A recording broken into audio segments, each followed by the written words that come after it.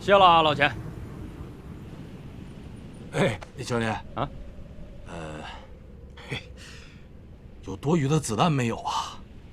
这有一宿的夜路要开呢，跑不住啊。哎，行。哎，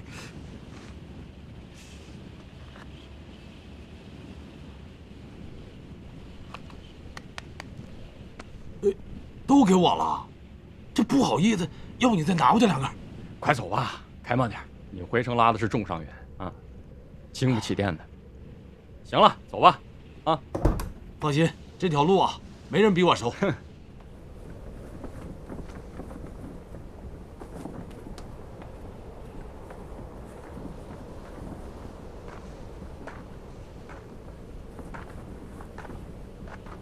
连长，命令下来了吗？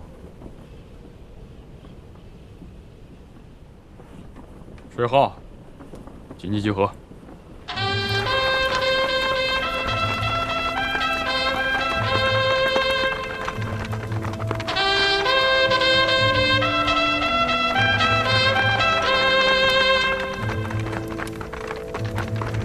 报手！1、2、3、4、5、6、7、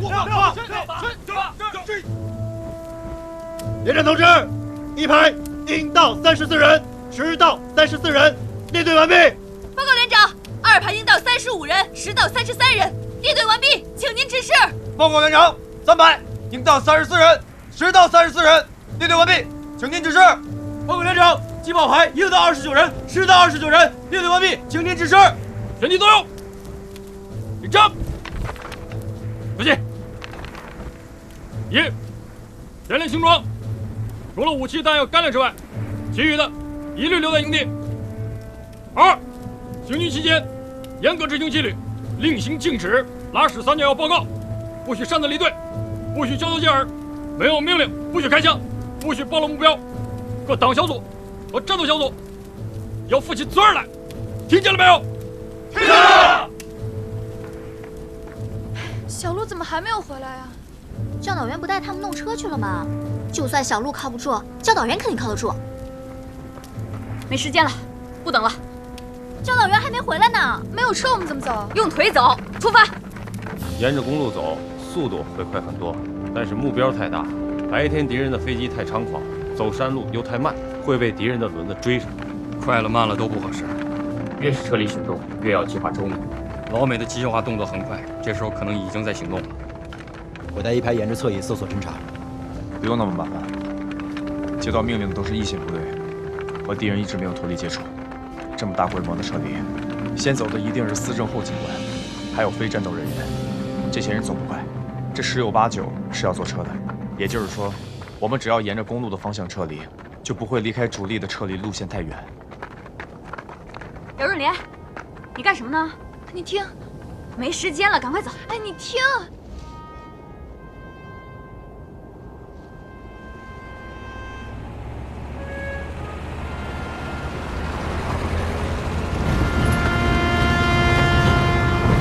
我们在天亮之前必须要到达马平里一带，绕过鹰峰山之后，我们就进山，沿着山区走。白天敌人的飞机太猖狂，走不快。天黑之后，我们再回到公路上。这是猜测，需要确认。立刻行动，我负全责。快！来，快帮我一下，省长，快点，来，手给我。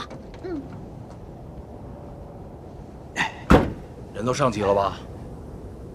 还有121个在划船。走，得，往这儿。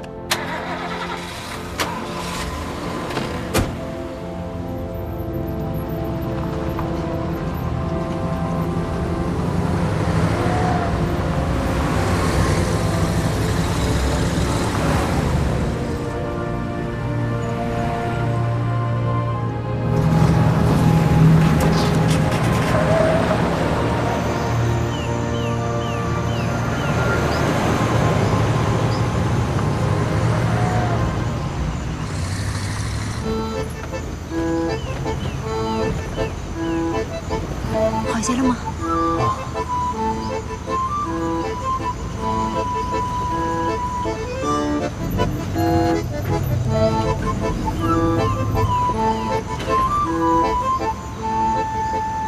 教导员怎么了？一个人在那里吃辣椒？他在和自己较劲。大家这不是都安全撤出来了吗？呵吗？他们连在华城那边打阻击，撤不下来了。他不想走，想留下，想和他们一起把血洒在这里。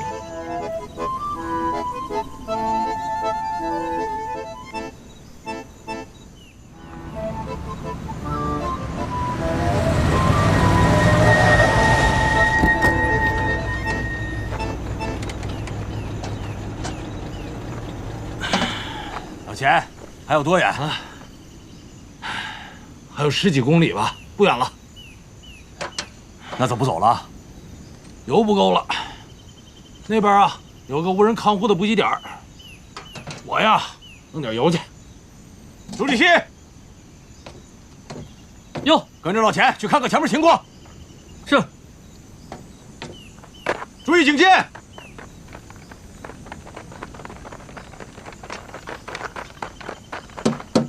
原地休息。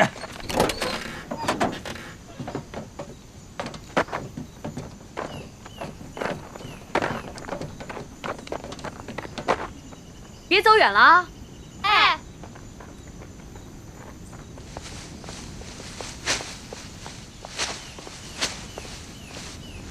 这仗快打完了吧？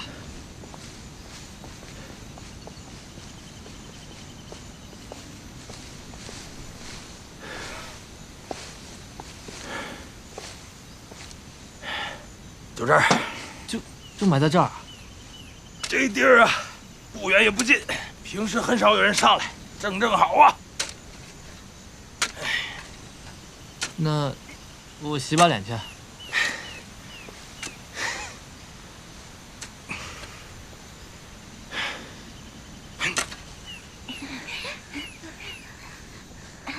小心脚下。就这儿吧，就这儿吧，快点。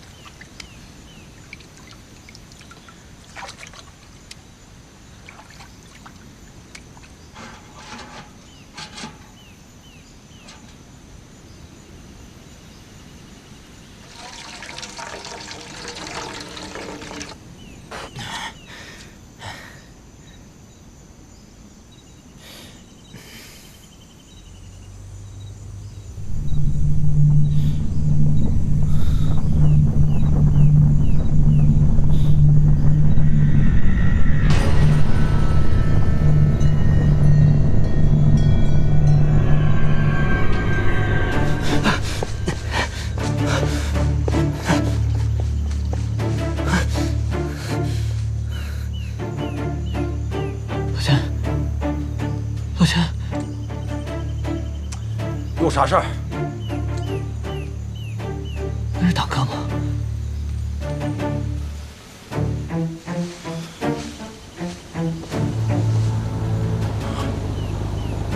千山版本，美国鬼子的坦克。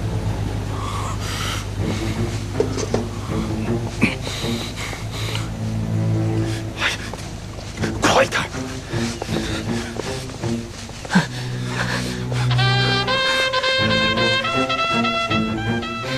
这谁啊？这不捣乱的吗？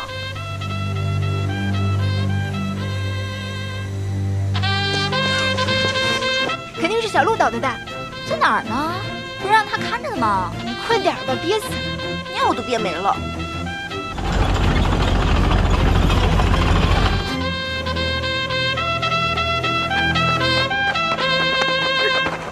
什么情况？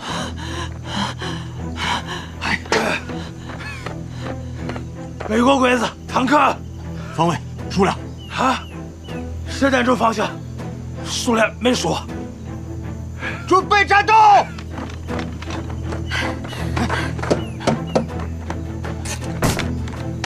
分发装备，拿着。来，你真的看到坦克了？美国的。好多。来，来拿着。驻陈导员站出来！是男人的都站出来！江导员，江导员，梅子他们还没回来。一人一支枪，多拿子弹，没有枪的拿手榴弹。啊！拿枪！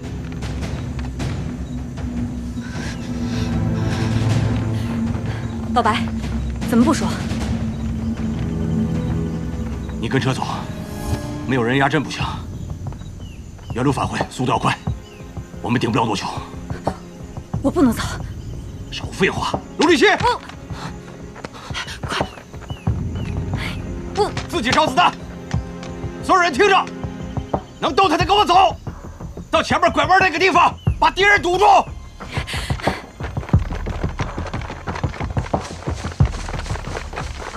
防空团的都上车！上车！快点，快上车！快！防空团的都上车！快点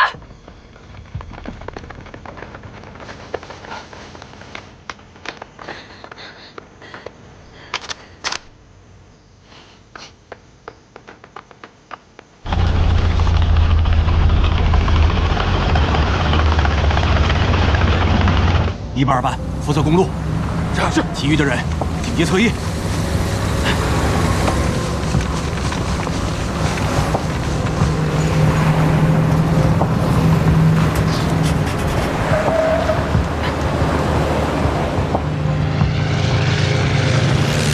恭喜！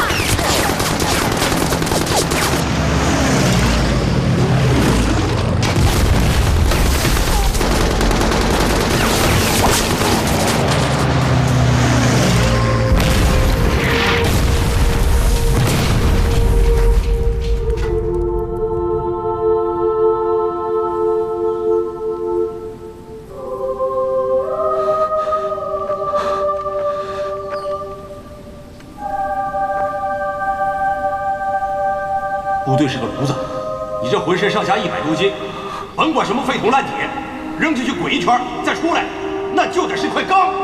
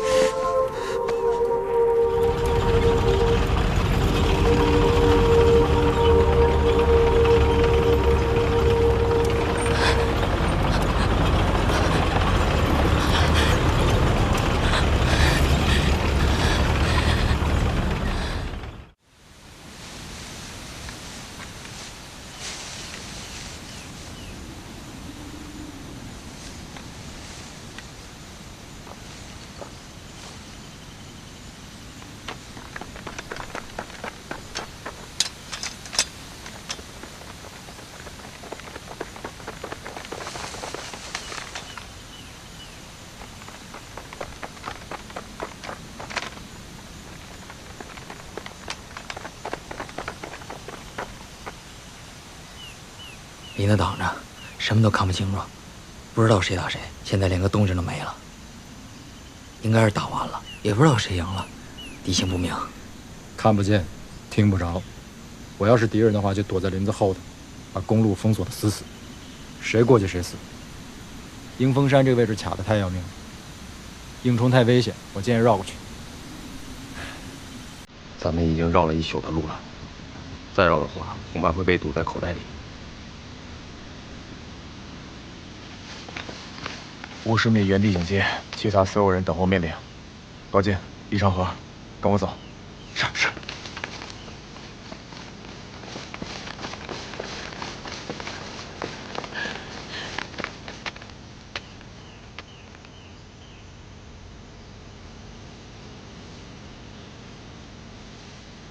班长，这敌人咋绕到咱们后头来了？咋回事啊？小心没大错，一会儿万一打起来，跟紧了我，看着阵仗，这次敌人怕是不好砍。3排打佯攻，走正面，沿着路切过去。我带1排的2个班。我们从东面那条水沟底部摸过去，然后绕到树丛后面，重机枪留下支援3排，把全连的波波沙调给我，让2排守住路口，做全连的预备队。机炮排负责指挥所有的重机枪和迫击炮，对3排进行火力支援。重机枪可以先打一练，进行一次火力侦察，然后补兵再上去。尿不失去突然性。20分钟后，3排会沿着公路两侧向树丛方向运动。如果敌人不开火，迫击炮和机枪就都不开火。等敌人开火之后，机炮排负责敲掉敌人的机枪。就这么办。马上出发。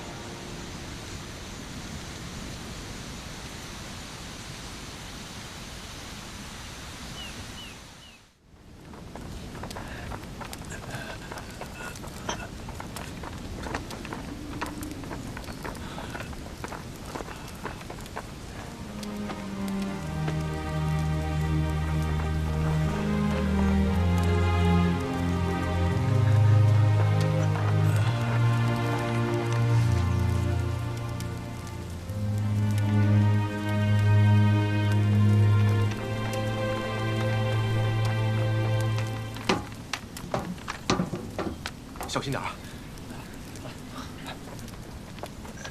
慢点儿。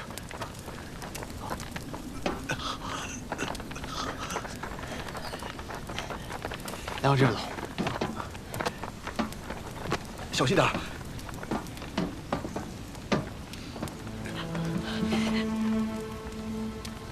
好，放下吧。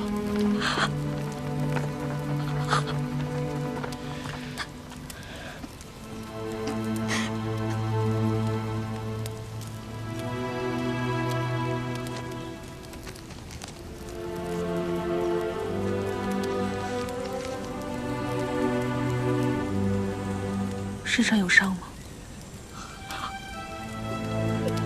后面有卫生员。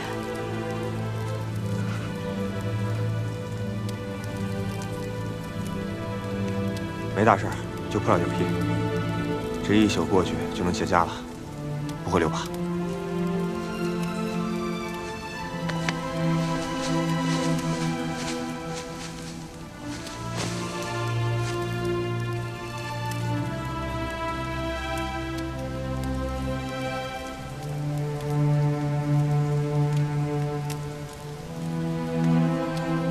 你们人都在这儿啊？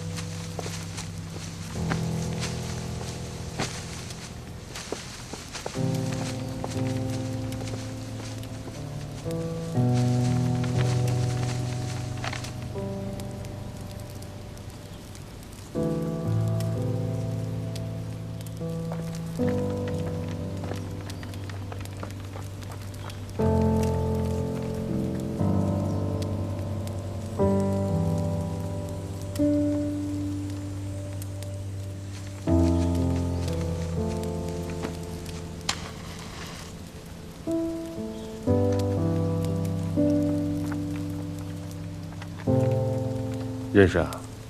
谁？啊，算是吧。老兵，从四川过来的。平西人，警察系的。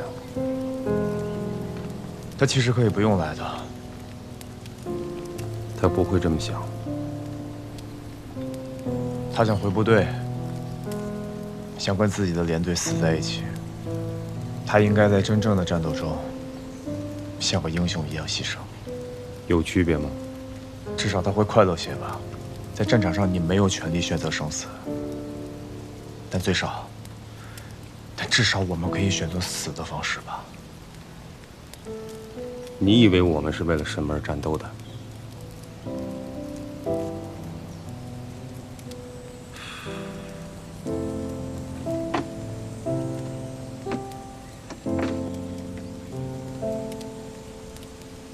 都长得跟花骨朵似的。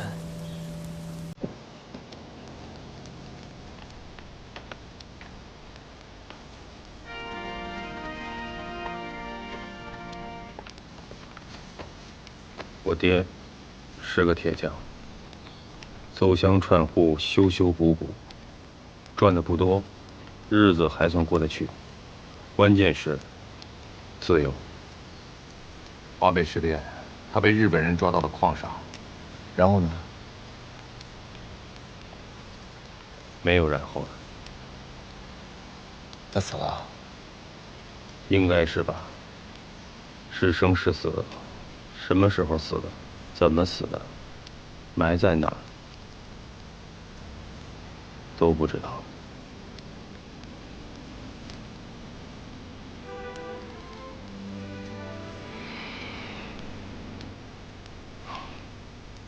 对不起。没关系。生在这样的时代，谁都没有自由，没有生的自由，也没有死的自由。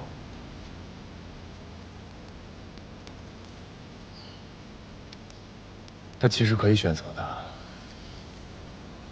他已经选择了。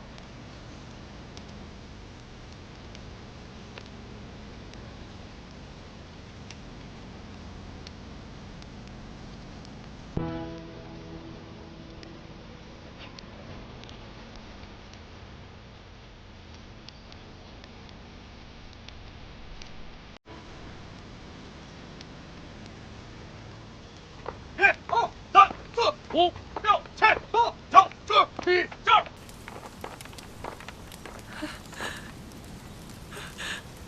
队长，我怎么办？身上有伤吗？能走吗？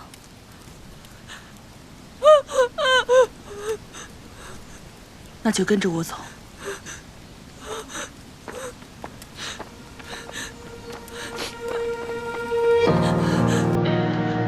站，向看齐，敬礼。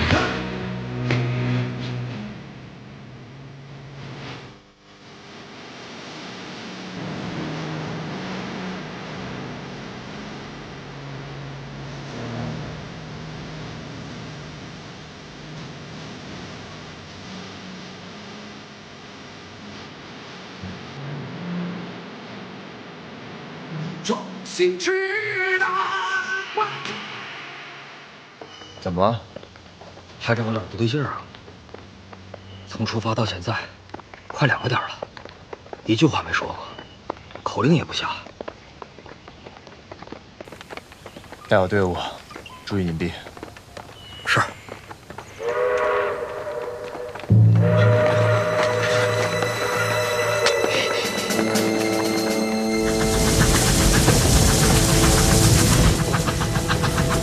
走，快走，快走！隐蔽。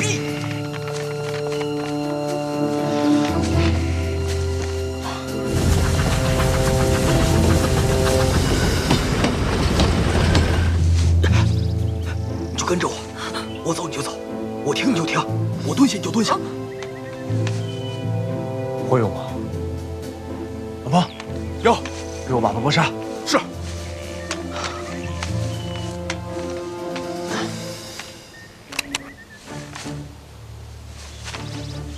找好了，后半击就能射击。记住了，我朝哪儿射击，你就朝哪儿射击。我要不开枪，你也不许开枪。明白？明白。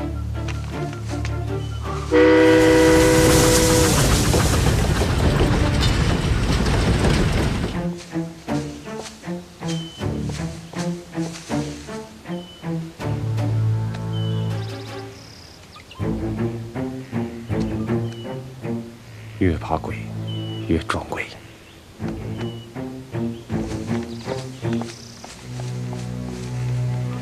前面是个火车站，不小啊。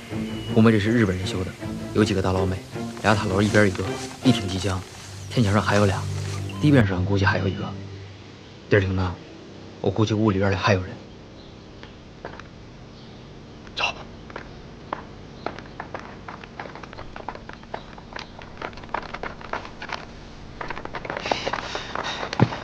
至少1个班，1天点3点举枪，他们应该刚刚占领这里不久，兵力应该不多。大不大？天快黑了。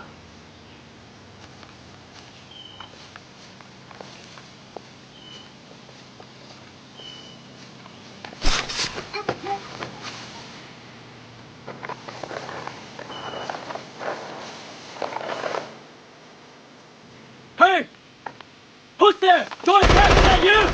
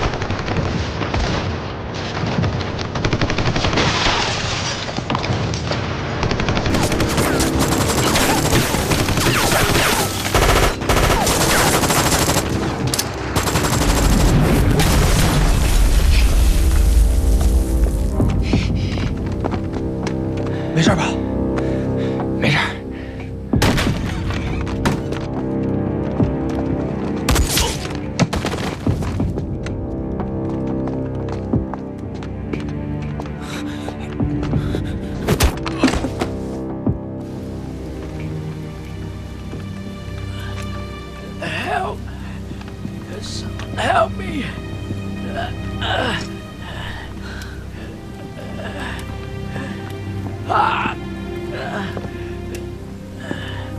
Help me.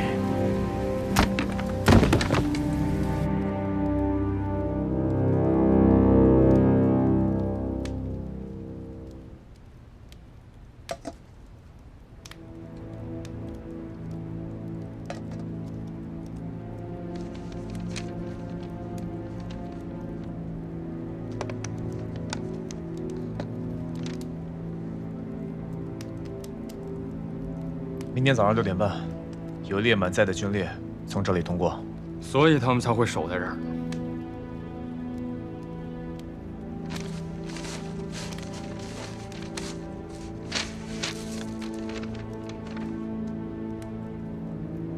是24步兵师的特遣队，这列军列就是给他们送给养。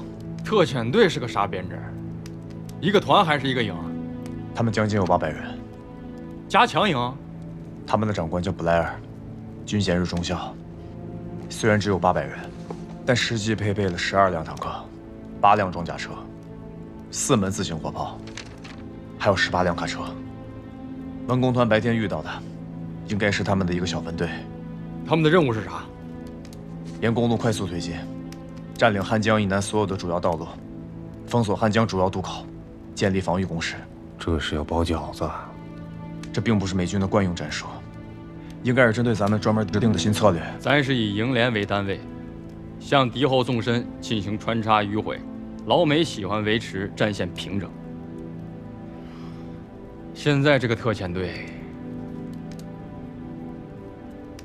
应该是带轮子的运动战，就是这个概念，以装甲化、机械化的小股部队单点突进，在我们的后方进行大纵深的穿插和迂回，破坏我们的撤离行军序列，在交通要道建立起坚固的支撑点，破坏我们的作战秩序以及建制完整，迟滞我们的行动速度，为主力部队的战略展开和歼灭行动提供条件。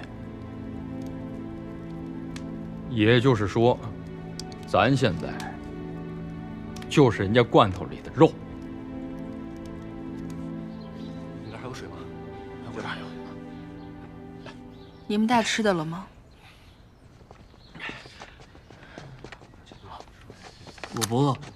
哦，是这儿是吧？咱们在这儿吧。就是浑身使不上劲儿。亮子，哎，有。给他弄点吃的。是。你什么意见？你左倾，你冒进！我告诉你，你别给我乱扣帽子！我没给你乱扣帽子。我们现在最紧要的是找一条最安全的撤离路线。这列专列是干什么用的？它是给敌人输送补给用的。我不管它是干什么用的。从这儿到南最少还有130里地。这是特遣队。对，就是这种特遣队，它不止一个。这些特遣队太扎手了。我告诉你，只要他们建立起补给线，他们就能建立起阵地。到时候咱走不了不说，只怕一个团、一个师，甚至一个军都会被跟着困在里头。看啥呀？找我说点啥？我支持指导员，我们只是一个连队。我们看到的只是整个战场上的一根头发，战略问题不是我们应该考虑的。我们现在首先要考虑的是全连的安全。我们接到的任务是撤离。二排长，你也说两句。干。2票对2票，老规矩，党支部会议表决。李排长，一班长、3班长也在呢，连长和指导员叫开会，党支部会议。好。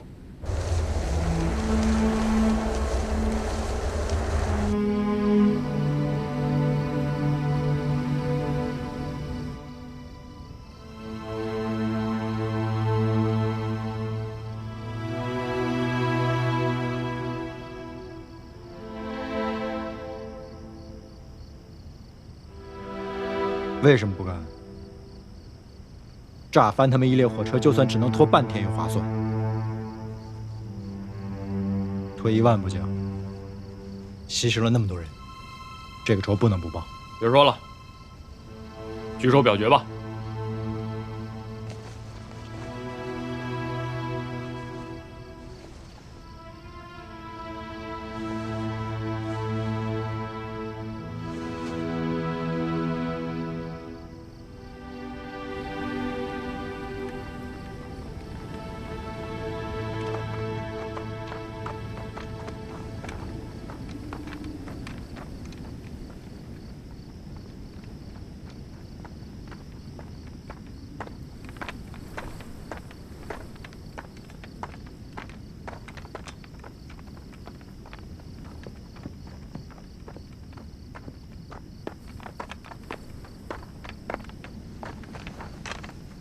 通过了。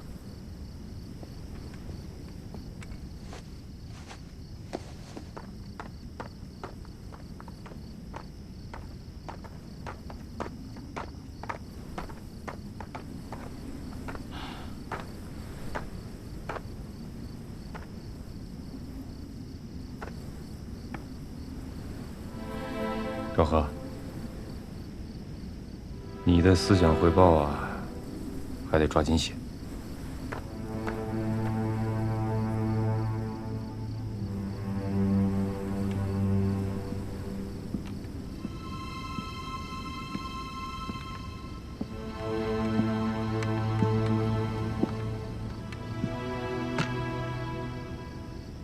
饿不？我现在不想说话。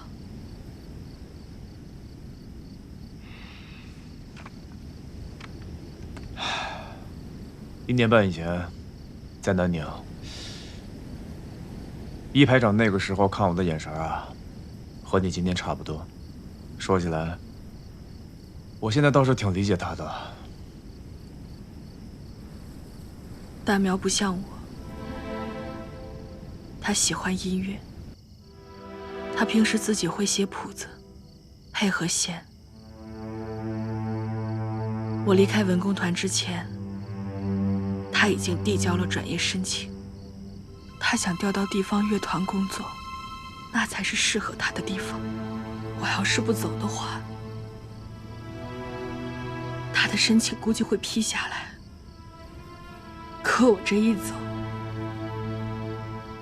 文工团没了主官，他就赶鸭子上架了。你在自责？有时候你真的很难知道自己做的选择到底对不对。 或者说，你觉得对的，未必就是对；你觉得不对的，也未必就真不对。那你为什么离开文工团？行，不想说就别说啊。每个人都有选择的权利。选择有吗？要是有选择的话，大苗就不会来这里。 很多人就不用死在这儿了。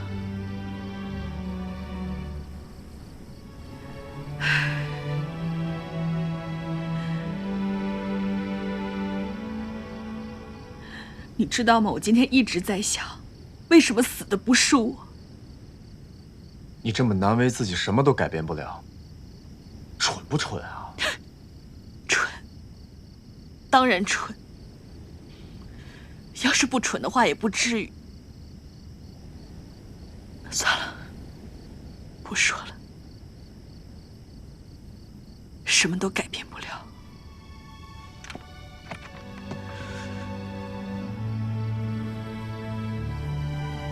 我觉得三班有点不对劲。正常，谁还没个七情六欲？我有点担心啊。别瞎操心了，人家党龄比咱俩加起来都长。 他一向冷静，今天的事情刺激到他了。要是全连都在咱们眼皮子底下牺牲了，我估摸咱也疯。风归风，事归事，一码归一码罢。人不是木头，那些丫头，风一吹都能渗出水来的。 我都恨得牙根痒痒，何况三姑娘呢？那你就跟着她一起疯。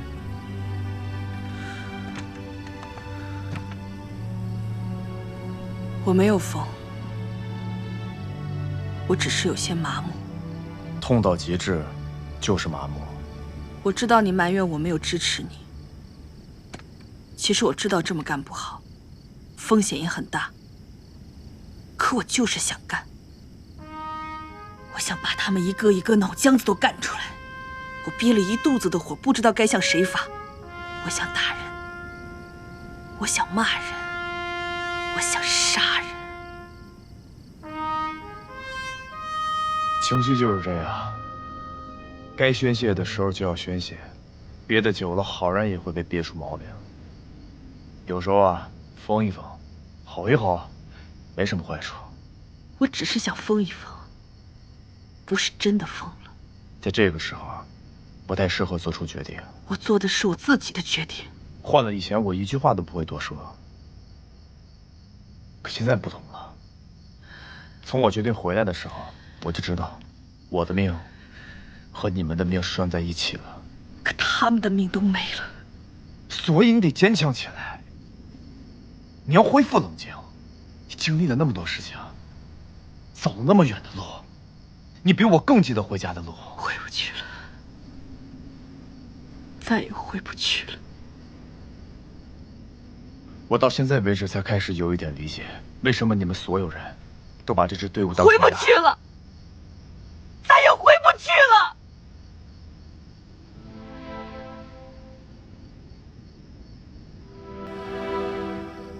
他们都回不去了。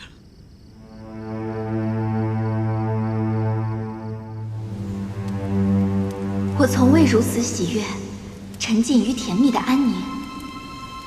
飞蛾在黑暗中起舞，却又翩然扑向光明。我从未如此彷徨，徘徊于忐忑的爱情。黄鹂在树梢头歌唱，期待着雄鹰的聆听。我愿栖息在你宽阔的羽翼下，回味岁月的宁静。我愿投身在你熊熊的烈焰里，融化酷寒的坚冰。跨越生死的记忆，只留下你的姓名。穿越战火的足迹，请带上我，携手前行。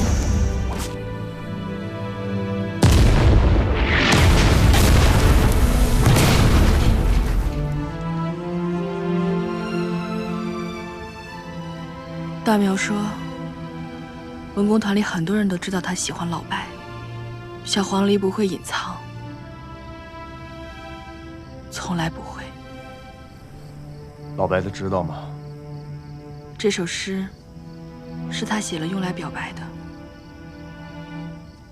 信写好了，他把它放在口袋里，应该是在等适当的时候，偷偷地塞给他的教导员。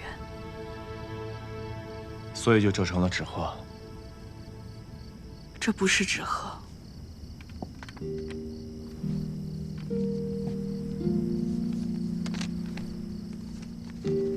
是鸿雁。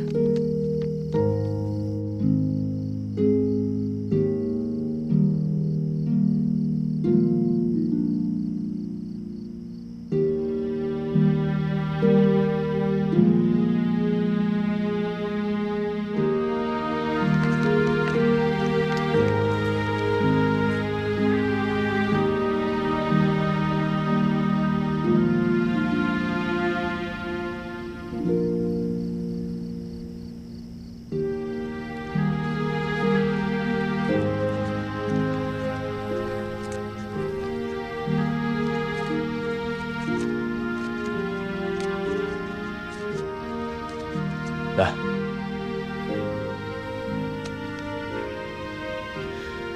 亮子给你的，他也给你了。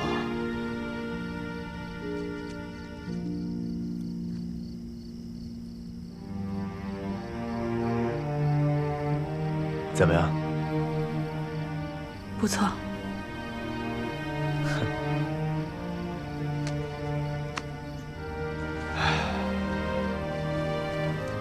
你不尝尝吗？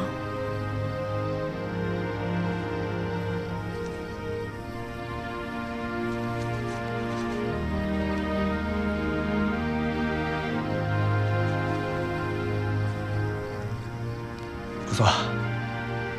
嗯。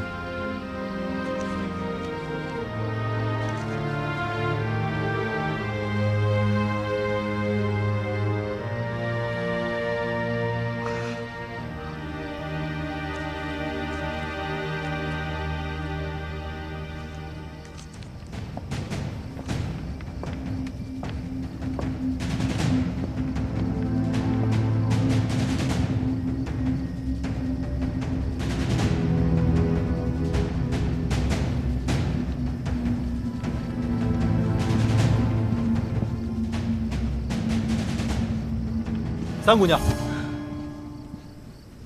时间差不多了。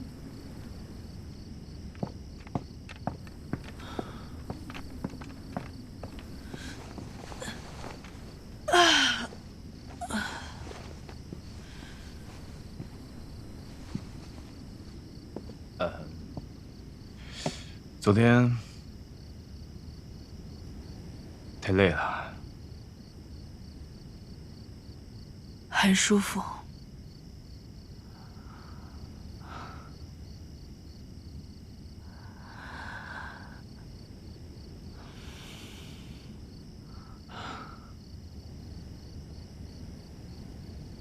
走吧，正队出发。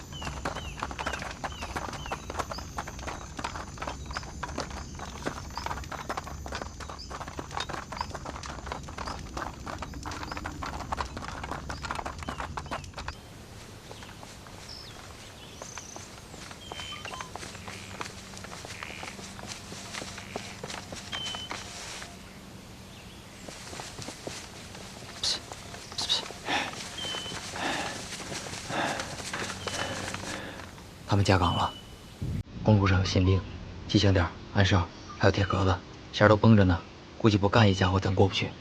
美军还是南军？美军。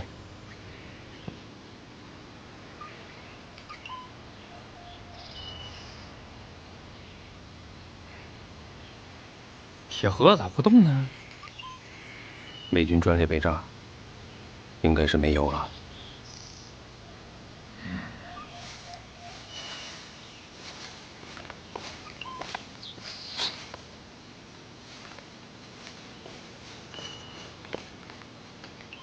公路巡查很紧，火力搭配很密集，白天肯定是过不去了。要想穿越公路，只能等晚上了。美军的速度很快，后续部队正在昼夜跟进。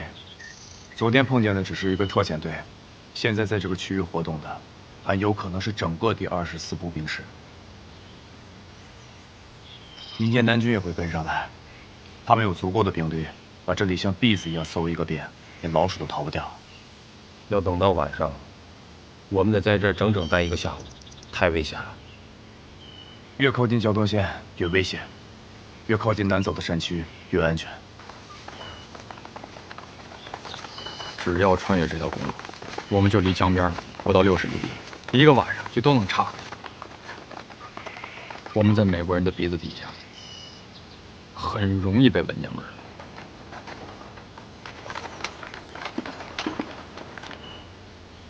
现在，我们需要找一个相对安全的地方到落脚点。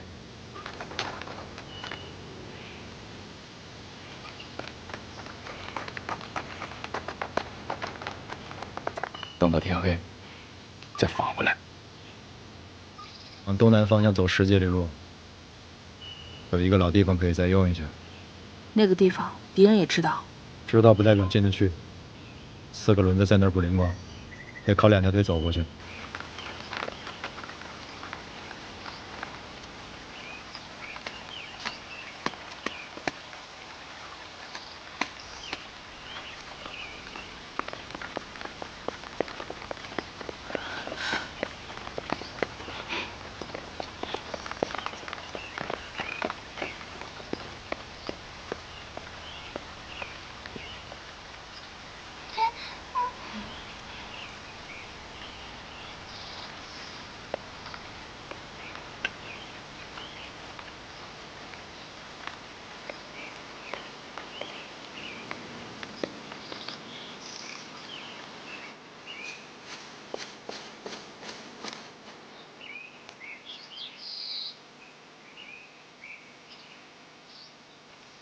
村子里有人。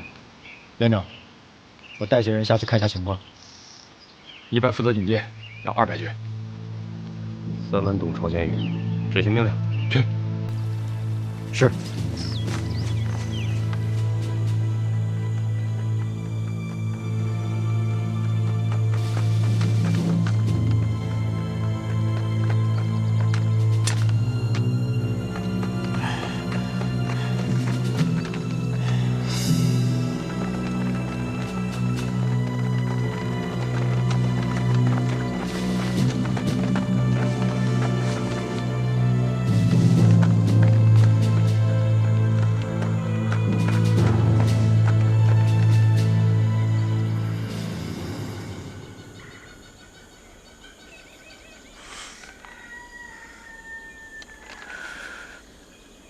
解除警戒。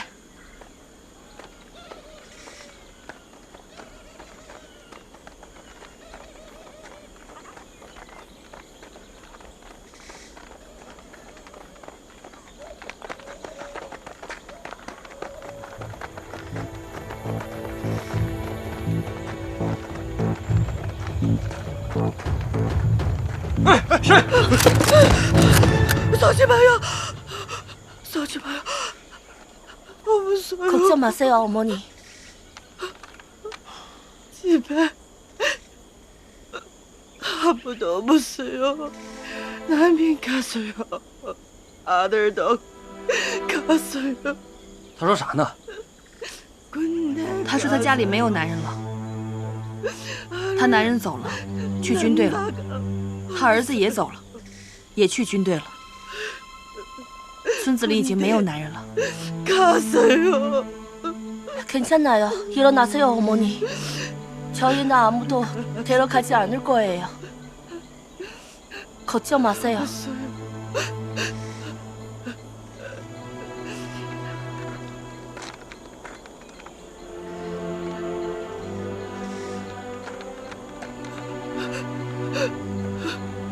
없어요.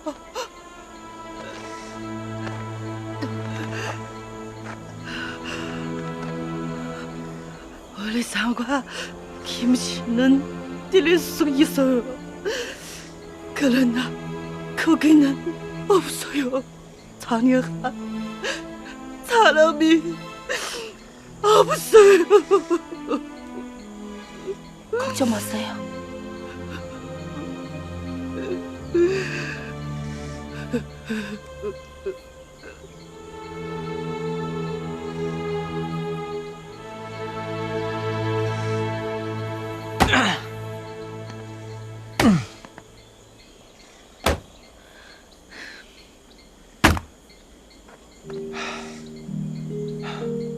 哎，这样太危险了，他们见过我们。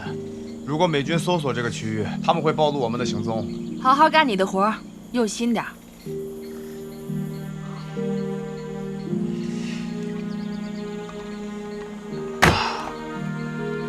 真笨！你用力的时候，胳膊要放松。劈柴劈柴是劈成块儿，不是砸成沫子。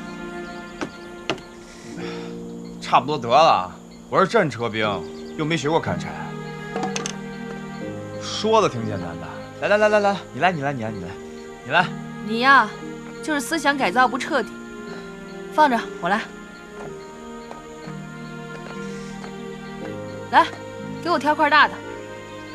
挑块大的是吧？我给你挑块大的。起开！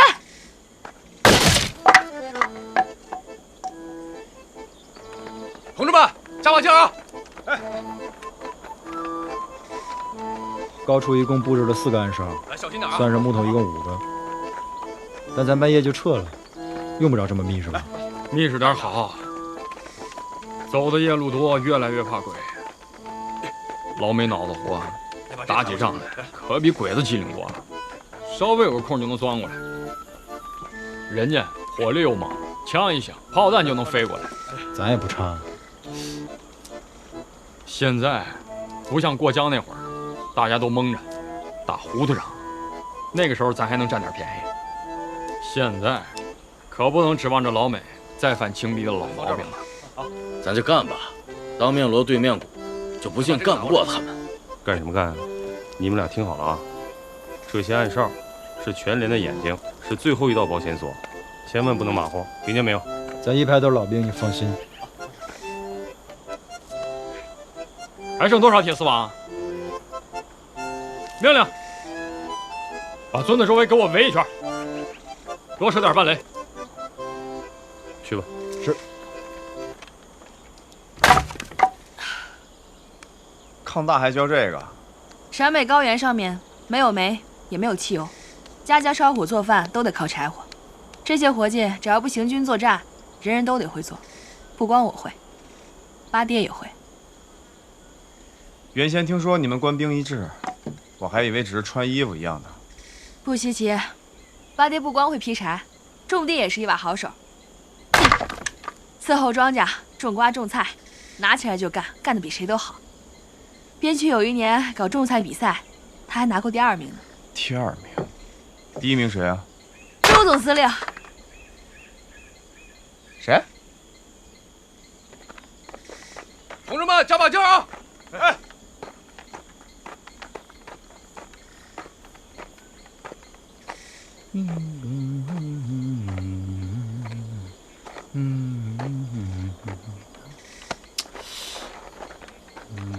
谁呀你？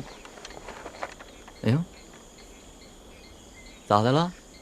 网子呢？扔了。你再给我说一遍。不是那玩意儿死不是，铁峰，人老没用车了，咱们扛着翻山越岭又不方便，我扔了。谁让你扔的？谁让你扔的？连长让扔的。出发的时候，连长说多清楚啊，人说轻装上阵，轻装上阵，粮食都只带几天的份儿。不是，我带铁蒺藜干啥呀？咋的了？你急的呢？你咋不把那宝贝罐头给我轻装了呢？别老拿我罐头开玩笑。多大点事儿啊？是不是连长又要了？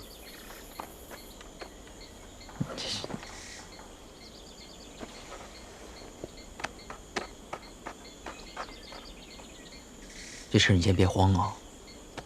不是，咱们排不是没带吗？人3排带了，啊。滚！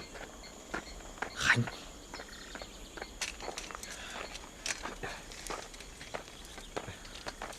小心点别扎着。死沉死沉的。来，给我。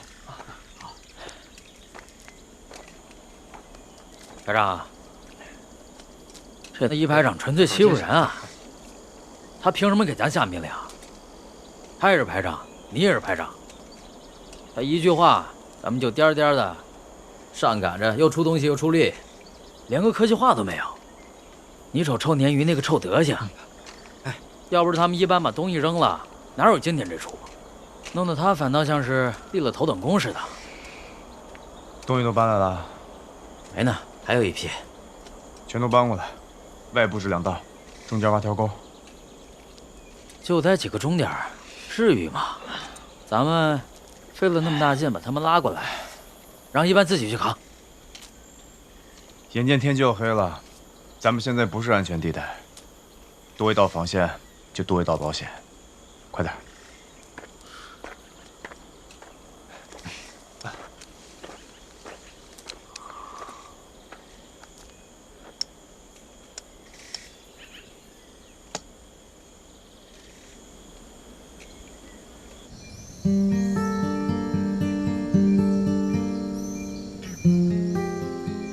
次呀，我都以为我挺不过去了，当时伤得不重，就是怕发炎。后来啊，我们排长看了看我，让瞎子给我找药，找一种叫磺胺的，就是一种消炎药。哎，你们排长原先是我们队长。不是，哎呀，我记岔劈了。我们那排长不是现在的排长，我们那排长啊，这当时受伤了，所以三湾姐才当了我们的排长。是三排长？对，就是现在的三排长。哎，别说啊，你俩还挺像的。他是那边的人，你俩都会说洋文，都那么洋气。当汉奸的人才会说洋文。我不准你那么说我们排长，我们排长才不是汉奸呢。我们排长是战斗英雄，他干倒过3辆坦克呢，怎么就成汉奸了？又没人逼你说。我不是这。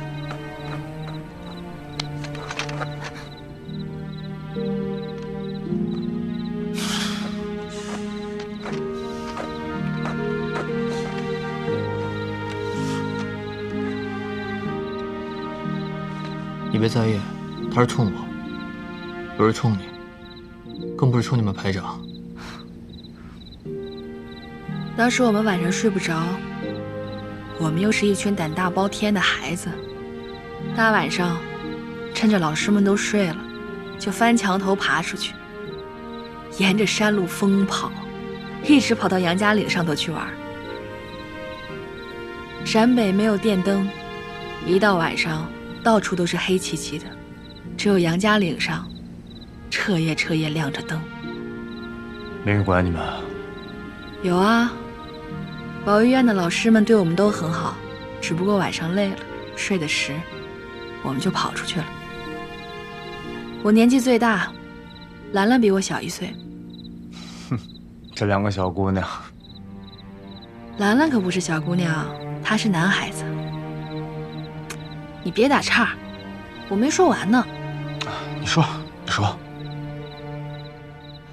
我们夜里跑出去，跑到杨家岭上去疯跑、捉迷藏，烤白天藏起来的苞米，那可是杨家岭。警卫团的暗哨其实早就发现我们了，但不是敌情，就没有管。后来是中央管理处的人接到电话，才把我们抓回去。挨训了？才没有。后来我们去了书记处的会议室吃烤红薯，直到保育院的凌院长亲自过来接我们。其实我们排长真跟你挺像的，他会吹口琴，你会吹喇叭。那不是喇叭，那是小号。小号？这是小号啊！哎，这吹起来比喇叭好听多了吧？你看啊，这个是号嘴儿，这个是号管，这个是调音器，这个小号呢，它有很多种音调。像我现在吹的这个是降 B， 如果我要跟钢琴一起合作的话，那我就要升2个大调。回去以后你能教我吗？可以啊，但是小号吧，它学起来没那么容易。你首先得练气，然后呢，我教你认谱子。回头呀，我再教你几句英语单词。啊，行。我们还能回去吗？回得去，当然回得去了。我以后得让我们排长叫我杨文，你得叫我小号，哦。你说你爷爷中了秀才，然后呢？不是秀才啊，是光绪30年，甲辰科进士。过了1年以后啊，朝廷废了科举，他们那一科是最后一科，真正是受任官的，只有那么少数几个人。都是西学学得好的。我爷爷在北京待了2年，对时局彻底失了望，就回了四川。当时有些人在成都发起了游学预备学堂事务，他也报了名，但是他并不是为了出国游学，只是为了看看西学到底是什么样的精深学问。后来呢？乱世求学，哪有那么容易啊？咽不下这口气罢了。我爷爷在学堂学了几年，西学没弄明白，倒是因为他的国学底子厚，被学堂看中，当起了教书先生。直到保路运动爆发，他跟他的同学、同事都上了街，参加了保路同志会，被赵尔丰的兵用枪把把锁骨都打断了，到现在肩膀上还有个坑呢。那算起来，也是老革命了。他对革命2个字是深恶痛绝的。我父亲当年要离家到广东考军校，被他关进祠堂里面抽了20大鞭，之后给我父亲定了门亲事，就是我母亲。当时就在我父亲的婚宴上，当众立了家训，成家之后不得踏出家门半步，除非生个1儿半女，否则不会让他走的。你父亲离开后去了哪里呀？先是上海，报考了无线电学校，后来就有好多警察来家里面找人。我和我娘才知道我父亲他出了事儿。我7岁那年，他突然捎了一封信回来，说是和一个姓李的先生去了东北，他死在了老爷岭。日本人砍掉了他的头。46年，我去过牡丹江，曾经去找过他的坟，可惜无论我怎么找都没能找到。所以高考后我报名参军。我爷爷虽然心里不愿意，嘴上终归没说什么。怎么了？接着说。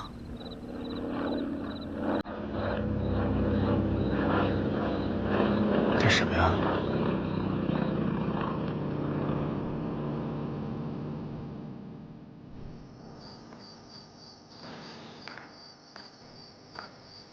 伞兵？就是伞兵。之前俘虏那个算吗？那个是飞行员，属于空军。美军的伞兵属于陆军序列。确实是陆军，郭悍将之前发的册子上写着呢。美军的伞兵又称空降兵，其实就是用飞机投送的步兵，以连为基本建制。1架 C-47运输机可以运输1个排，3架运输1个连，向指定地点投送1个团的作战需要30架飞机。那刚才飞过去的，是送伞兵的飞机吗？应该是。有多少架？从声音上判断，应该是1到3架。能干什么呢？1个排，不是，最多1个连，还坐飞机来，想干啥？战略层面的空降作战，投送兵力至少是1个团，但投送的地点应该是我军的后方，交通要道，投送应该是1个排或者是1个连，而且是交战的区域，那只有1个可能：特种作战。特种作战就是以小队的方式对目标进行干扰和攻击，属于战术层面的空降作战，有点像游击战。这老美是想学咱们。我想明白了，估计是咱们今天早上伏击了运输补给的军力，敌人觉得这个区域不安全，猜测有咱们的小部队在这边前去活动，就把这个伞兵派来了。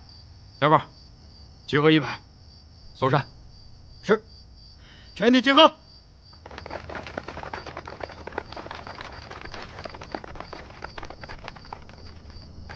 我觉得黑着天未必能找到人。能不能找到，找了才知道。连也好，排也罢，总不能放着不管让人打过来。就算是真有，那不管是1个连还是1个排，那得多少人？从那么高的地方跳下来，谁知道飘到哪儿？总不能说1个排捆在一起往下跳吧？你懂啥？醒醒，排长，嘘，快点，把大家叫醒。出啥事儿啊？快！起来！集合了！醒！起来！集合！快！集合！起来了！快醒！快！起来！集合！哎，班长，又出啥事啊？废什么话！排长命令，2排集合！快！排长，快从村子后面撤出！是。不要走门，走这边。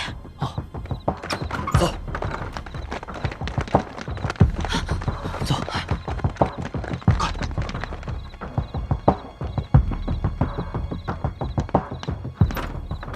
以战斗小组为单位，迅速撤离村子，注意阵型，不要掉队，不要密集。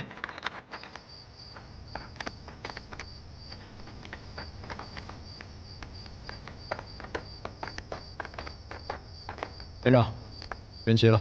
警戒哨报告情况了吗？派人去问了，还没回来。还没回来，我去看看。散开！不走！快走！这么快，走！快！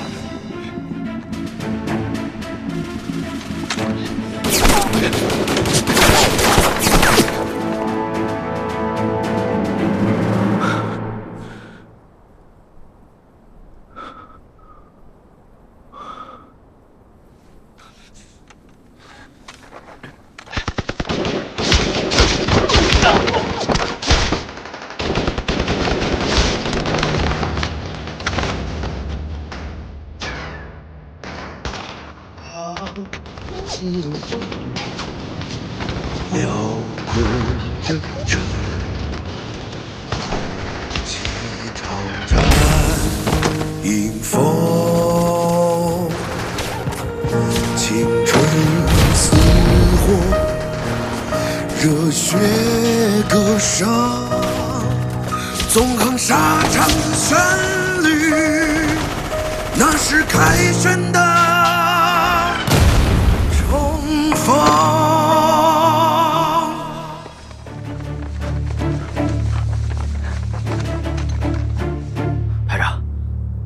搜一下，你熟悉地形吗？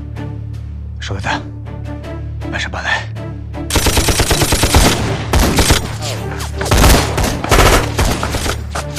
是大头！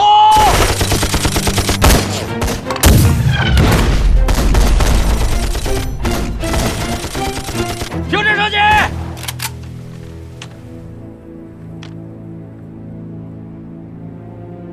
！200米达警戒，清点伤亡人数。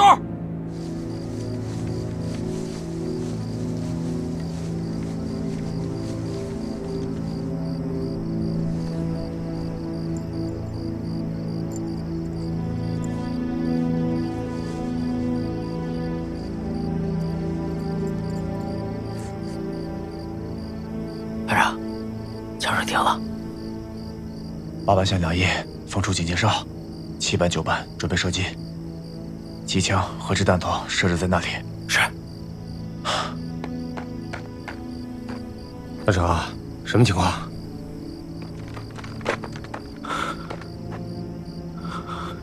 排长，皮特尔，报告伤亡，1班4个，3死1伤，2班7个，4死3伤，3班4个，2死2伤。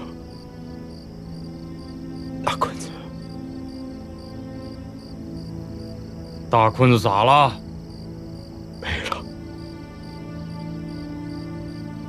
赵和刚才就建议立刻撤出村子，转移。转移个屁！大成，听我的，咱们从这儿撤出去。5分钟不到，连个人毛都没看着，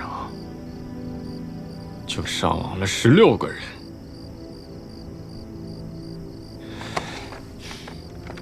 2排、3排部署阵地，1排能动换的跟我走，老子倒要见识见识，这个反兵到底是长了3只眼睛还是6只手？走！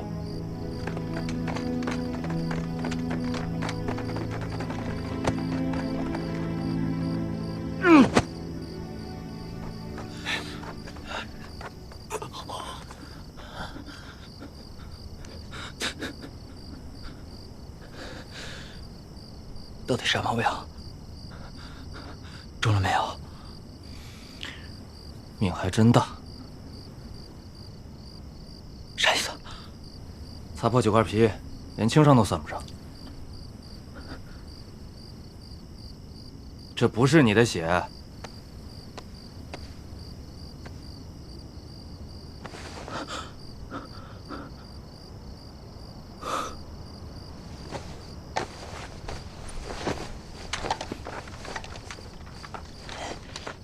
站住！你要去哪儿？找连长跟天放。你去找2排长，看看2排的情况。我是1排的兵，那你就不是4连的兵吗？行，我服从命令。告诉赵和，不要擅自行动，听候命令。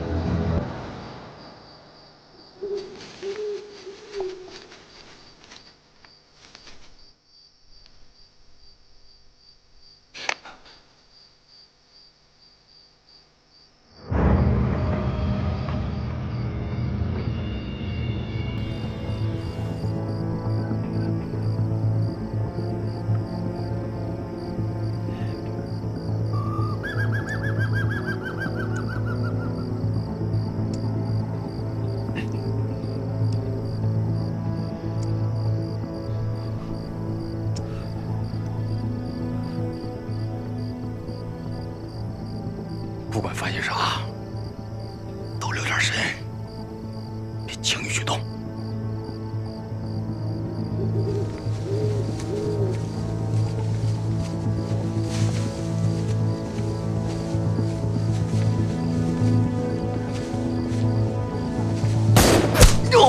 不许给我！石头，背他回去。是。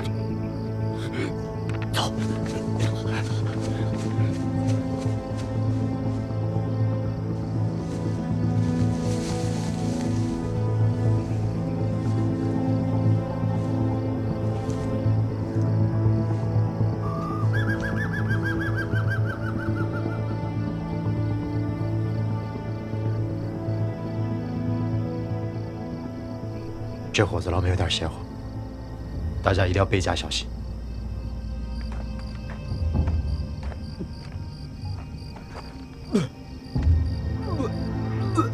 是一班长。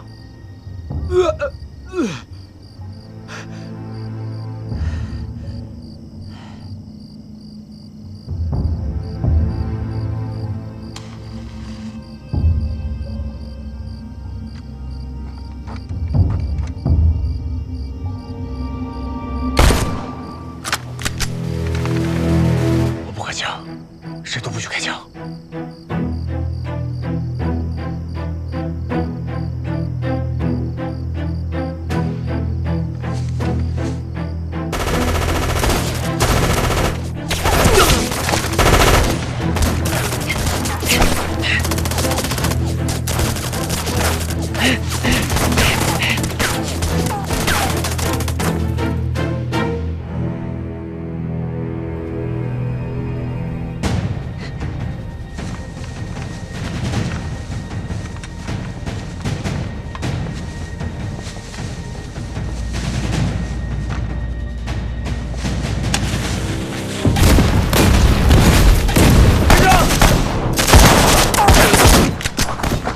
是莫辛纳甘，咱们的人。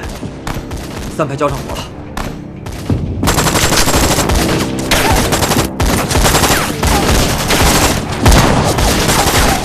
使者上击！去，找人去看看一班长。其他的人，跟我进去看看。给我一支波波沙。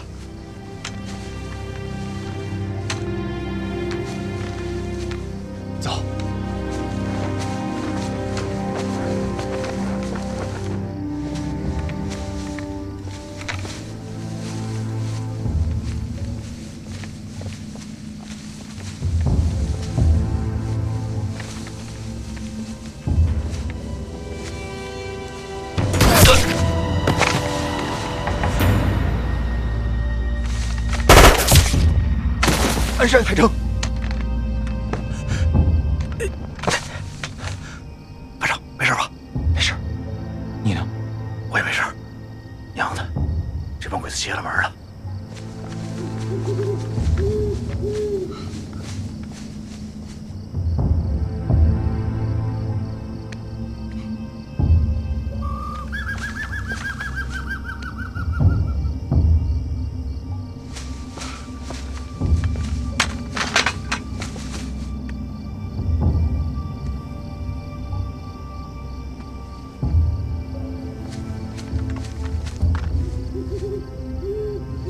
看出啥来了？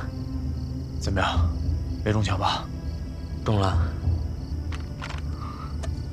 吓死我了！可惜了，应该还能是。军衔最高的是个中士，看着人好像不太多呀。也可能是还没完成全建制集结。齐班长，按照原先的命令，封锁树林边缘。 任何对不上口令的，都可以开枪射击。是。其他的人，跟我进去看看，注意四周，跟紧我。凡是我脚没有踩过的地方，尽量不要去碰。参谋长，我和指导员汇报一下情况。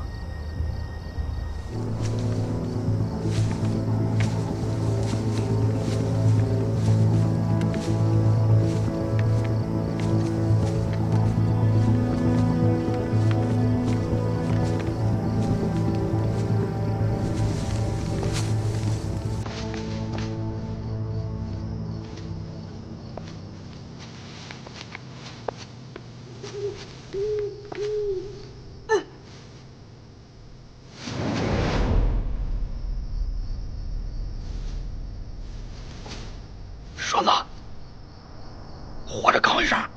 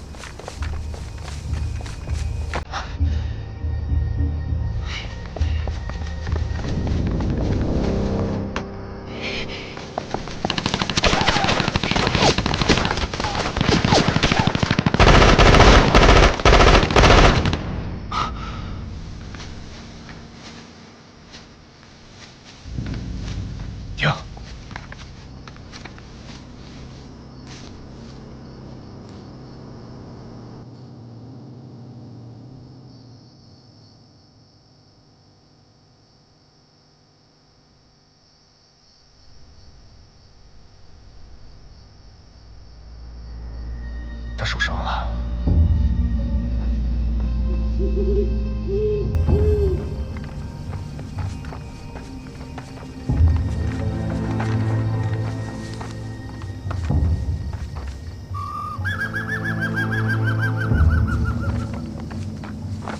隐蔽。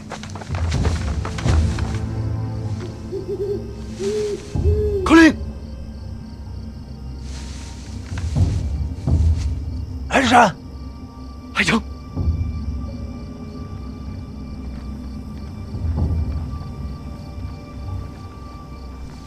三排在树林边缘布置了阵地，他们从侧翼进攻，被打了回来，打了4个，伤了1个。他们往哪边撤了？他们有迫击炮，按照正常来说，不应该背着弹药箱到处乱跑，埋藏弹药的地方。 不应该超过300米。卫生员，处理伤口。好，坚持住。来个人帮忙。姚润莲，哟，清理伤口。好，陆立新，过来。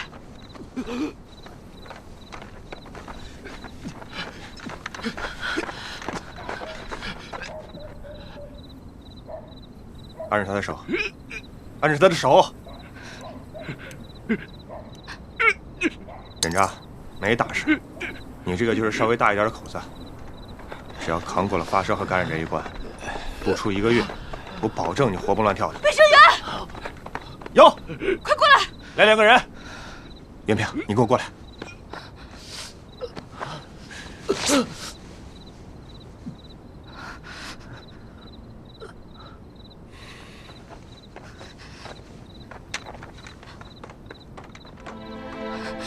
陪他说说话吧，让他睡得舒服点。失血过多，血压太低了，现在没处给他输血去。